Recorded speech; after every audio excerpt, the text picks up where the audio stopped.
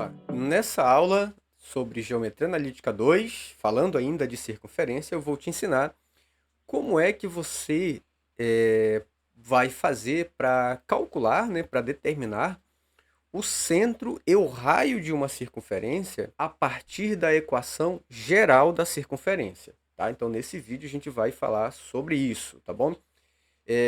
Saber, por exemplo, identificar o centro e o raio de uma equação a partir de uma equação reduzida, ela é bem simples, tá? Ela é bem simples mesmo. Por exemplo, aqui a gente tem um exemplo, né? Olha lá, eu tenho aqui x menos 4 ao quadrado, y mais 3 ao quadrado igual a 4 ao quadrado. Vou te ensinar que isso aí é bem simples de você identificar o centro e o raio. Porém, quando a gente abre a equação, né, quando a gente coloca ela na sua forma geral, aí fica um pouquinho mais complicado. Mas aí eu vou te ensinar um macete, tá? Um macete que vai dar bagagem para você resolver, né, calcular em qualquer raio de qualquer circunferência, tá bom? Lembra-se isso, se for uma circunferência, tá? Então vem comigo que eu vou te ensinar nessa aula sobre como calcular o raio e o centro da circunferência. Então aqui nós já sabemos que a equação reduzida da circunferência ela é escrita dessa forma aqui, ó. Tá? Então você tem x menos x do centro, olha lá o x do centro aqui, ó. Aqui está o y do centro e aqui está o raio, né? O raio está ao quadrado. Então, a partir dessas informações aqui, nós já podemos perceber que, olha lá, cuidado com o sinal, né? Lembra que aqui dentro tem que ter o menos, ó. Então, o x do centro, né? O centro da minha circunferência aqui vai ser 4, né? E o y do centro vai ser menos 3, tá? Olha lá, ó. Lembra que aqui é mais e aqui é menos. Então, se aqui for mais, então o y do centro é negativo, tá? Então, ele vale menos 3.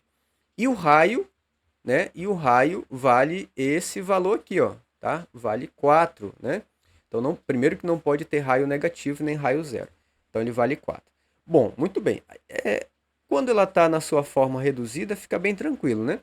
Porém, vamos desenvolver essa equação reduzida para equação geral, para ver como é que a gente consegue identificar, tá? Como é que a gente faz para encontrar o centro e o raio.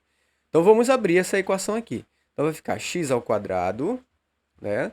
Menos 2 vezes x vezes 4 dá 8x. Aí, mais, né, ó, o segundo termo ao quadrado, que é 4 ao quadrado, dá 16. Mais, aqui de novo, y ao quadrado, mais, né, porque aqui é mais, ó, 2 vezes o primeiro vezes o segundo, vai dar 6y, mais o quadrado do segundo, né, que vai dar 9, que é 3 ao quadrado, vai dar 9.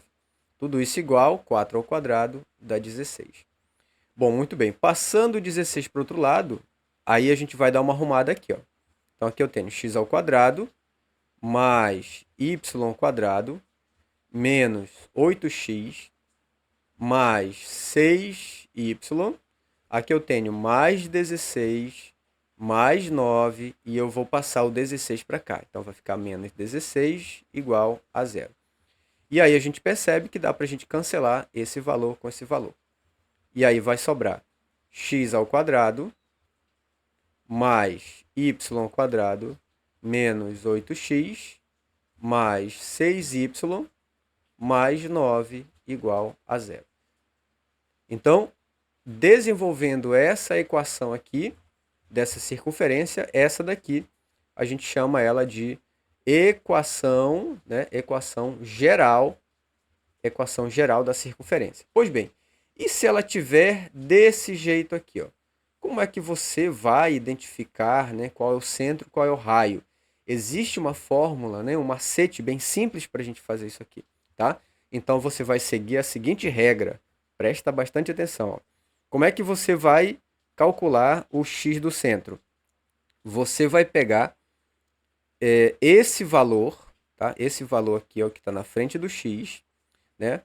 Que é, por exemplo, o menos 8, e vai dividir sempre você vai dividir por menos 2. Tudo bem? Ah, professor, sempre é por menos 2? Sim, sempre é por menos 2, tá?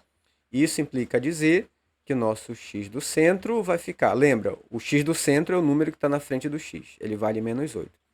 Menos 8 dividido por menos 2 vai dar 4, né? Porque ó, menos dividido por menos dá mais. 8 dividido por 2 vai dar 4. Então, x do centro vale 4. Outro macete, né? Como é que você identifica o y do centro?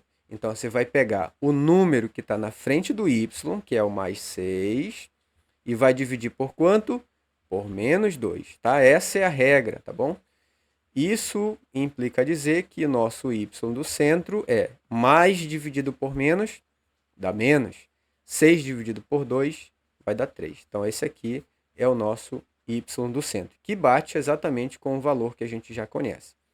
E como é que você faz para calcular o raio? Tá? O raio, você vai seguir a seguinte regra. Raio ao quadrado igual ao x do centro ao quadrado, mais o y do centro ao quadrado, menos o termo independente. Tudo bem? Então, você vai seguir essa regra aqui, tá? Vamos lá. Então, vai ficar o raio ao quadrado igual... Quem é o x do centro? Lembra que, no nosso exemplo, o raio ele tem que ser 4, né? Então, vamos ver se dá realmente 4, tá? X do centro ao quadrado. O x do centro, ele vale 4. Então, fica 4 ao quadrado. Mais, quem é o y do centro? É o menos 3. Então, menos 3 ao quadrado, menos o termo independente. O termo independente vale 9. Então, vale aqui 9, tá? Esse aqui é o nosso termo independente. Vamos colocar aqui TI, né? Esse termo aqui, ó. O 9, tá? É o nosso termo independente. Então, raio quadrado igual, aqui vai valer 16, mais aqui vai dar menos 3 ao quadrado dá 9, e o termo independente é menos 9. Dá para a gente cancelar 9 com menos 9, então raio ao quadrado vai dar exatamente 16. Tá? E aí, como é que você cancela esse quadrado? Você passa uma raiz quadrada de ambos os membros, né? E aí você cancela esse quadrado com a raiz. Então, vai ficar raio igual. Raiz quadrada de 16 vale exatamente 4. Então, essa regra aqui vai servir para você calcular o centro e o raio.